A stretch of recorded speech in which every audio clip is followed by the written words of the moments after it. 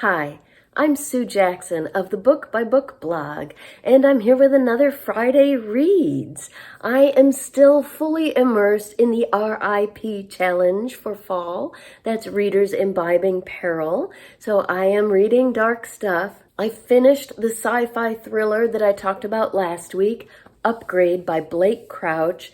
It was outstanding. Dark Matter, I think, is still my favorite of his, but this is a close second. So if you want to know more about that, go back to last Friday Reads and check that out. And since the weekend, I have been reading The Butterfly Girl by Renee Denfeld. I didn't have a lot of reading time last weekend because we were camping with my cousin and his wife, so it was a very social weekend. But I've been meaning to read this for a long time. This is a follow-up novel to her book, The Child Finder. And so it features the same main character, Naomi, aka the Child Finder.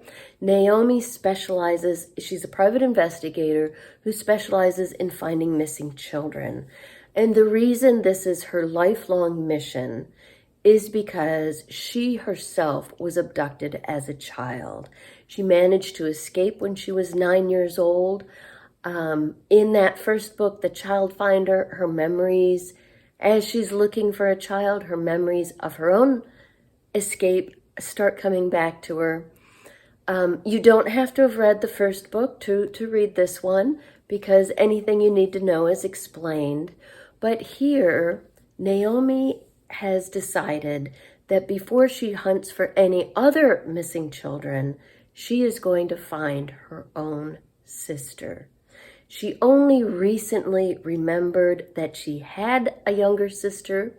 The two of them were abducted at the same time, kept underground in Oregon. Because of her memories that came to her during the Child Finder, she now has an idea of the location where they were held captive.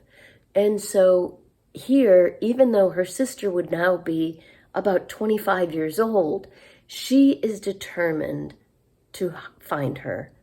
And the thing that makes that especially difficult is that she doesn't even know her own sister's name.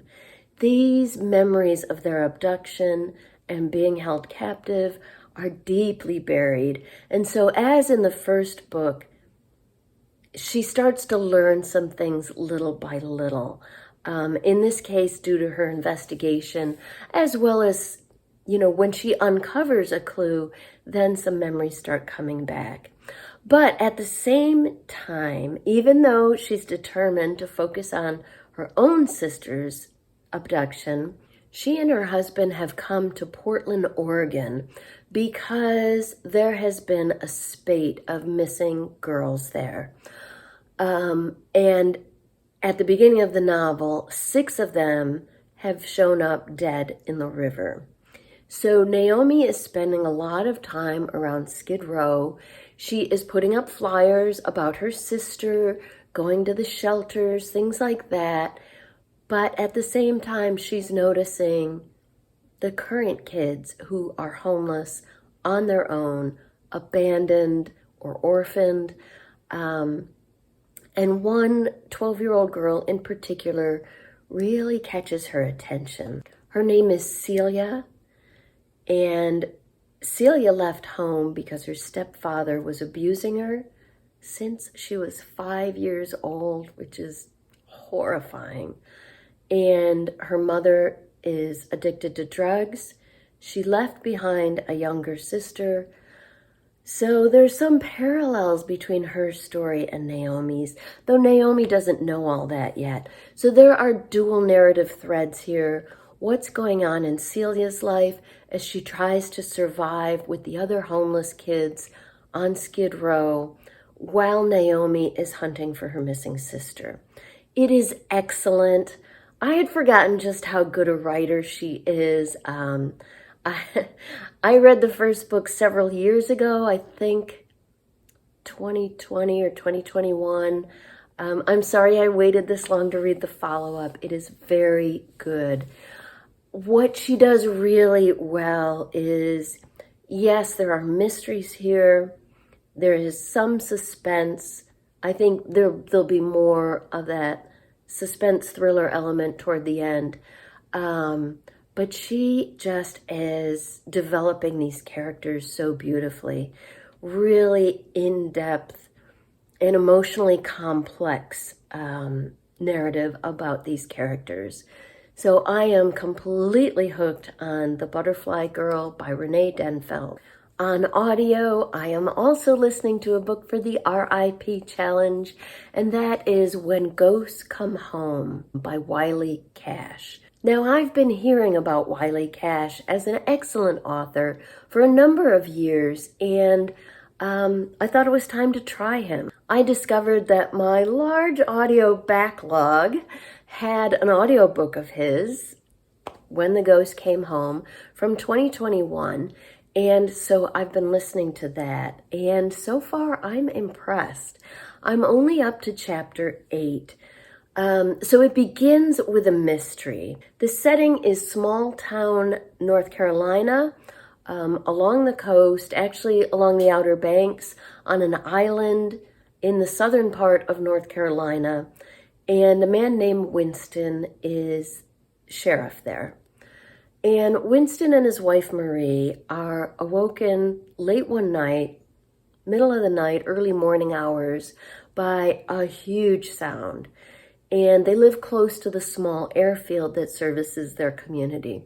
So Winston gets out of bed, goes over to investigate. What he finds on the airfield is a small private plane crashed and on its side, and a dead local man who's been shot lying nearby. The local man is a man named Rodney. The sheriff knows him as a good guy, someone who is law-abiding and has a nice family. The plane appears to maybe have been involved in the drug trade. That is typically the reason a small plane would come in unscheduled in the middle of the night. But Winston doesn't know why Rodney was there at the airfield. So that's the mystery. But I'm on chapter 8 now, and there hasn't been a whole lot more development of the mystery because this is another author who is focusing very much on character development. So we're getting to know Winston and his wife Marie and their grown daughter Colleen, who has just lost a baby recently and comes on the spur of the moment to visit her parents. She basically runs away from her husband. Not from her husband, but just from her sorrow. And so she comes to visit her parents unexpectedly. At the same time, we're learning about Rodney's family, the murder victim. He and his wife, Janelle, had her younger brother living with them. Jay is only 14 years old. He got in a little bit of trouble in his hometown of Atlanta, and so their parents sent him to the country to live with his older sister for a while. Jay's been very isolated here. It seems to me he can get in a lot more trouble being lonely and isolated than he could have in Atlanta, but that may be part of what's coming.